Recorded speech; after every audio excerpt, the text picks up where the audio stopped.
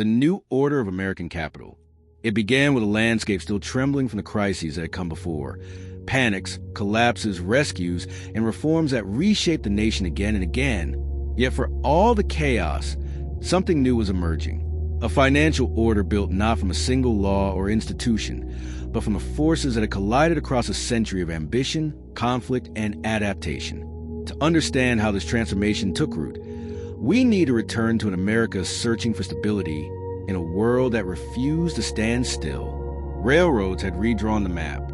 Industry had created new empires. Banking had evolved from scattered local systems into vast networks capable of influencing the entire country. Each shift demanded new structures, new safeguards, and new ways of thinking about capital itself. But the most important change came not from technology or regulation.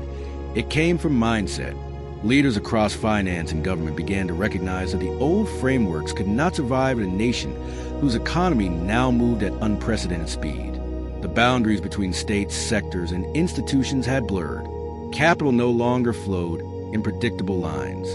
And every decision, from interest rates to credit standards, carried consequences far beyond its point of origin.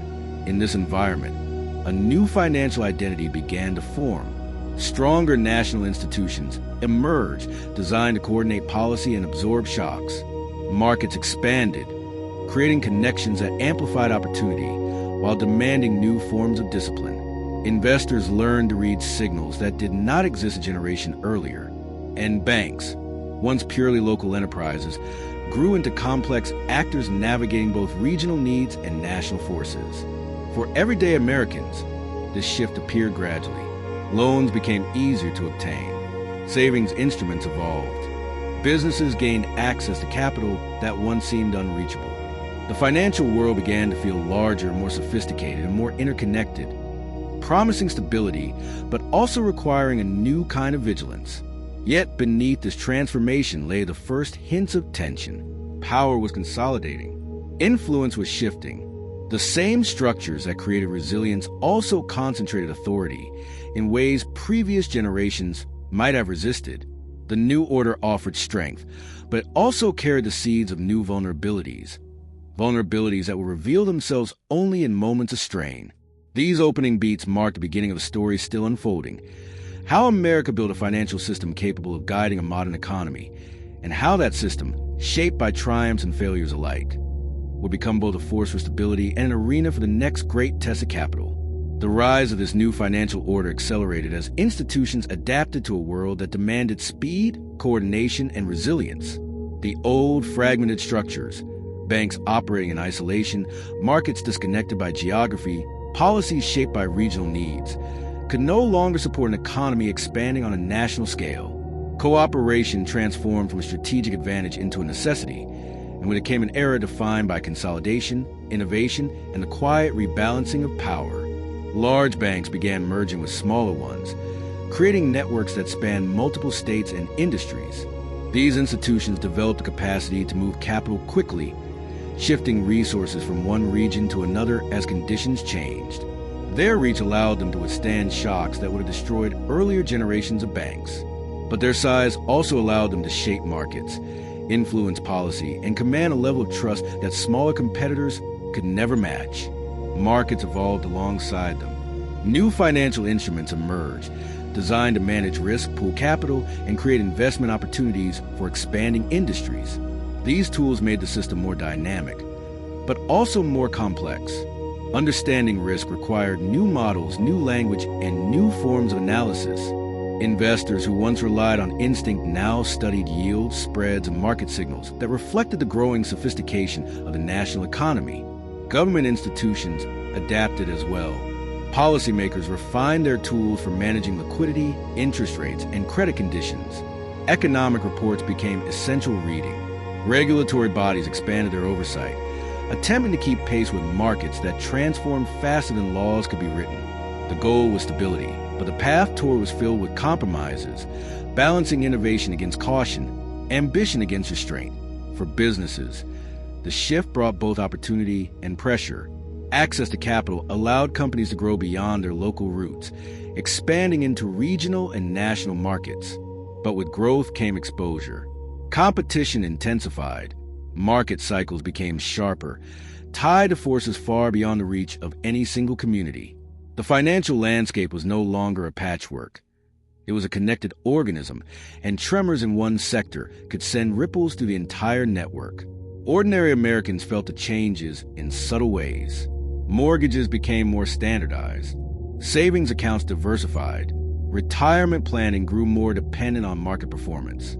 Financial literacy became essential, not optional, as personal futures became intertwined with national economic tides. The promise of prosperity grew, but so did the complexity of achieving it. And through all of this, a quieter tension grew beneath the surface. The consolidation of financial power created efficiencies, but also concentrated risk. The very institutions that brought stability could, under the wrong conditions, magnify instability.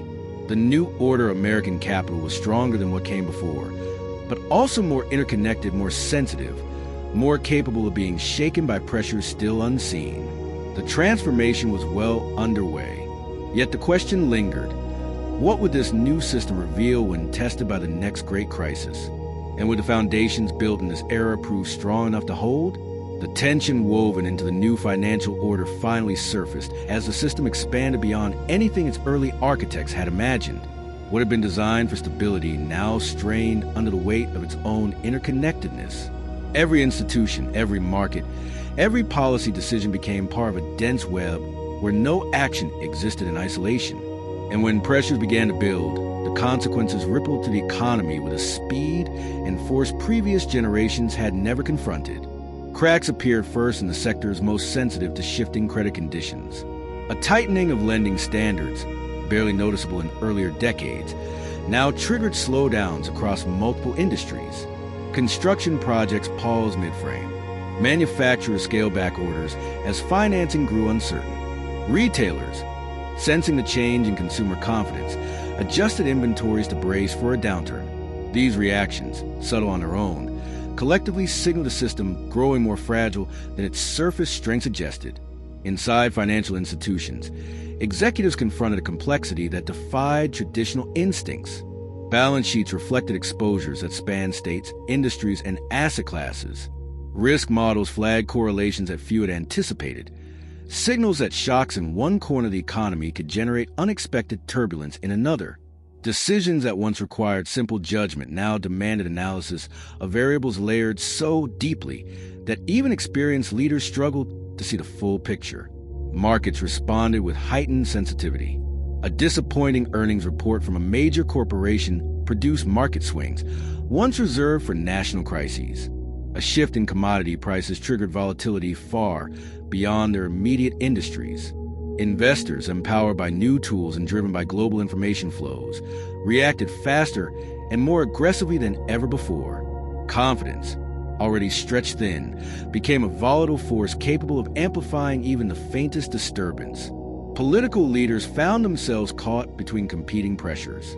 On one side, constituents demanded stability and protection from the rapid fluctuations that shaped their livelihoods. On the other, business leaders warned that excessive intervention could stifle the competitive momentum that defined the new era. Hearings grew tense as lawmakers debated whether the financial order they had helped create was resilient or merely balanced on a knife's edge. Across the country, ordinary citizens felt a growing disconnect. Prosperity appeared real but uneven, accessible to some, elusive to others. Families navigating mortgages, loans, and retirement accounts discovered that their futures were increasingly tied to forces far beyond their control. A single downer in a distant sector could erase savings, trigger layoffs, or change the cost of borrowing overnight.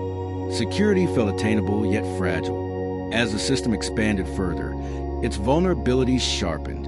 Innovations created efficiencies but introduced new forms of risk. Consolidation created strength but also concentrated influence. Interconnectedness brought stability during calm periods, but magnified disruption when conditions shifted. The balance between progress and peril narrowed until the two became nearly indistinguishable. The build-up had reached its peak. The new order American capital, powerful, dynamic, and deeply interwoven, was approaching a moment of truth. The next shock would reveal whether the foundations built in this era could withstand the pressures gathering on the horizon, or whether the very forces that once empowered the system will become the source of its greatest test. The breaking point emerged not through a single failure, but through a cascade of pressures that exposed how delicate the new order truly was. A shift in global markets sent shockwaves through investment portfolios. A tightening of credit rippled into corporate balance sheets.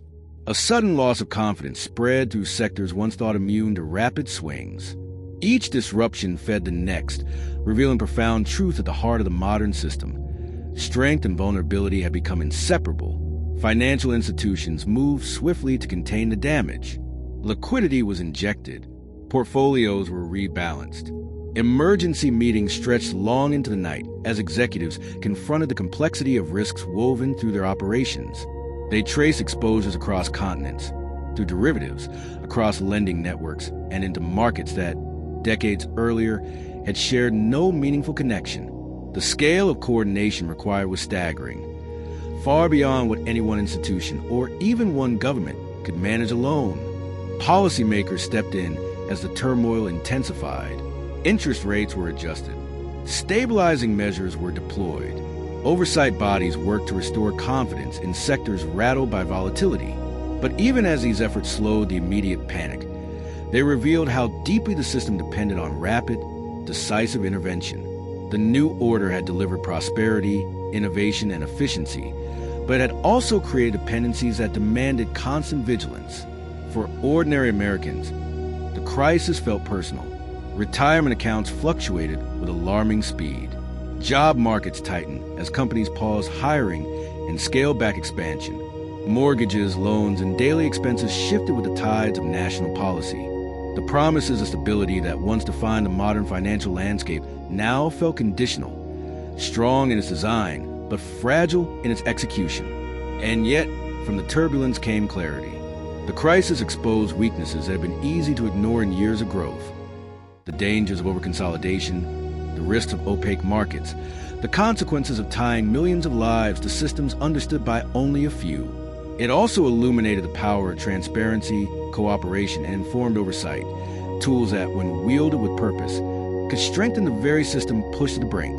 In the years that followed, reforms reshaped the contours of the financial world. Regulations tightened, risk models evolved, institutions adopted new standards for resilience. None of these changes erase the vulnerabilities entirely, but each one acknowledged a fundamental truth. Stability is not a destination, but an ongoing effort, built through lessons learned at great cost. Looking back, the emergence of New Order American Capital reflects the complex dance between innovation and caution, ambition and restraint. The system grew because the nation grew, bolder, faster, more interconnected. Its crises forced reflection. Its recoveries demanded adaptation. And through each cycle, the country moved closer to understanding the enormous responsibility that comes with shaping the flow of modern capital.